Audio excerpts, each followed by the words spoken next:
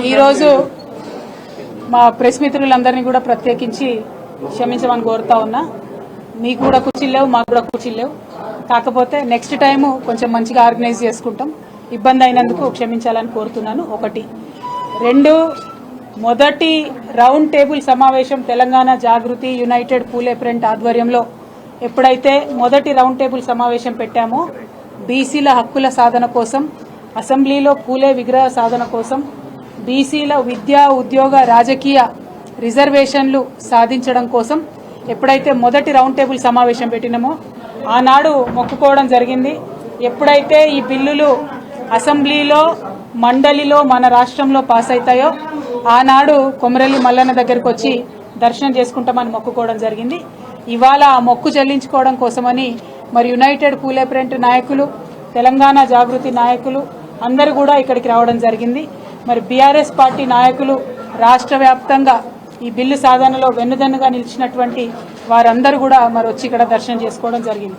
అదేవిధంగా స్థానిక జనగామ నియోజకవర్గానికి సంబంధించినటువంటి నాయకులు గౌరవనీయులు పెద్దలు ముత్తిరెడ్డి యాదగిరెడ్డి గారు, అట్లానే లోకల్గా ఉండేటటువంటి ప్రతి ఒక్క నాయకులందరికీ కూడా పేరు పేరున హృదయపూర్వకంగా నమస్కారాలు తెలియజేస్తా ఉన్నా.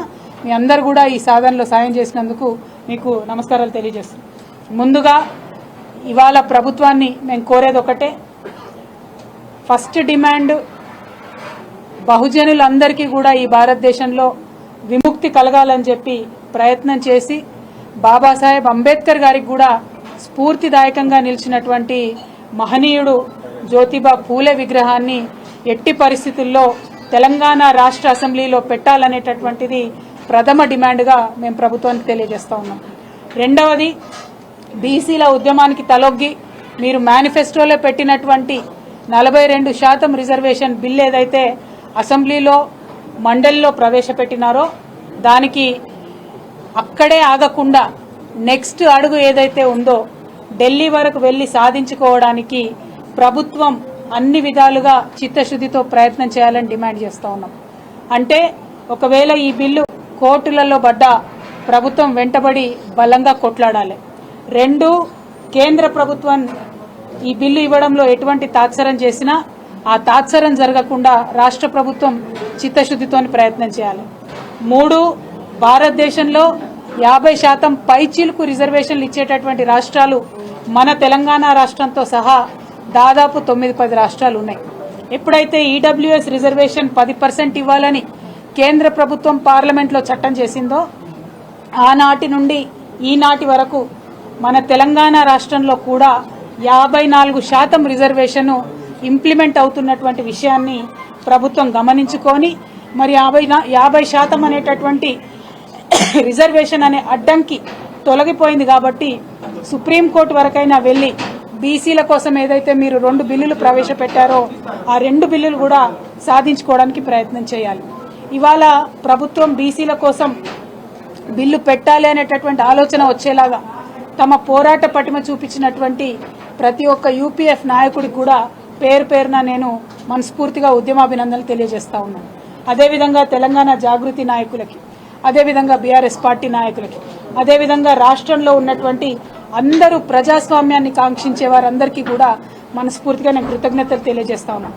ఎందుకంటే సమాజం పరిణితి చెందుతున్న కొద్దీ విస్మరించబడ్డటువంటి వర్గాలన్నీ కూడా ముందుకు రావాల్సినటువంటి అవసరం ఉన్నది. దాన్ని మనమందరం కూడా మనస్ఫూర్తిగా హృదయాంతరాల్లోంచి కూడా ఆహ్వానించి యాక్సెప్ట్ చేసి దానికి తగినటువంటి రాజ్యాంగపరమైనటువంటి హక్కులు కల్పించాల్సినటువంటి బాధ్యత మనందరి మీద కూడా ఉన్నది. కాబట్టి బీసీ బిల్లు అంటే ఇది బీసీల లొల్లి కాదు. బీసీ బిల్లు అంటే అది ఎస్సీల లొల్లి, అది ఎస్టీల లొల్లి, అది రెడ్డిల లొల్లి, అది వెల్మల లొల్లి, అందరూ అగ్రవర్ణాల లొల్లి, అట్లానే అందరికన్నా ఎక్కువ మా ఆడబిడ్డల లొల్లి. ఎందుకంటే భారతదేశంలో ఆడబిడ్డలకు బీసీలకు రాజ్యాంగంలో హక్కులు కల్పించుంటే ఈ పాడికే మన దేశం అమెరికా అభివృద్ధిలో దాటిపోయి ఉండేదని బలంగా నేను విశ్వసిస్తా ఉన్నాను. ఆనాడు మనకు హక్కులు దక్కలేదు. ఇవాళ హక్కులు దక్కడంలో పోరాటం చేయడంలో తెలంగాణ నుంచే ఒక ఉద్యమ పొలికేక లేచింది, ఒక ముందడుగు పడ్డది.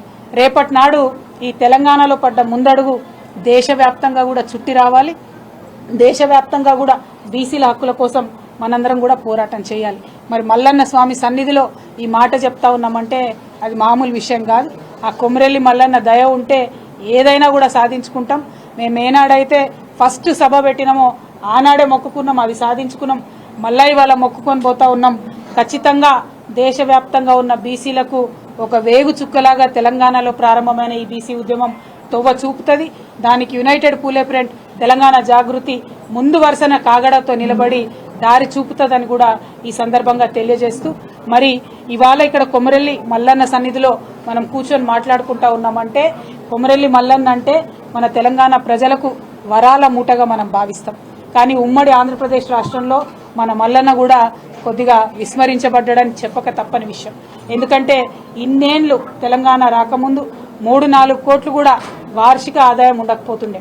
తెలంగాణ రాష్ట్రం వచ్చినాక గౌరవ ముఖ్యమంత్రి వర్యులు, ఆనాటి ముఖ్యమంత్రి వర్యులు కేసీఆర్ గారు మల్లన్న స్వామికి 13 ఎకరాల భూమి మొదలు ఉండే, అది కూడా కొద్దిగా ఇబ్బందులలో ఉండే. మొదల 13 ఎకరాల భూమి వివాదాన్ని 19 ఎకరాల భూమి వివాదాన్ని పరిష్కరించి మల్లన్న స్వామికి మాన్యం ఉండాలి అని చెప్పి 136 ఎకరాల భూమిని మల్లన్న స్వామికి ప్రభుత్వం తరఫున ఇచ్చి ఆల్మోస్ట్ తిరుపతిలో ఎట్లా అయితే వసతి గృహాలు ఉంటాయో అట్లా ఉండాలి మా మల్లన్న స్వామి దేవాలయం అని చెప్పి కేసీఆర్ గారు కలలు కన్నారు. దానికి తగ్గట్టుగా మేము వస్తుంటే తొవ్వల చూసినాం.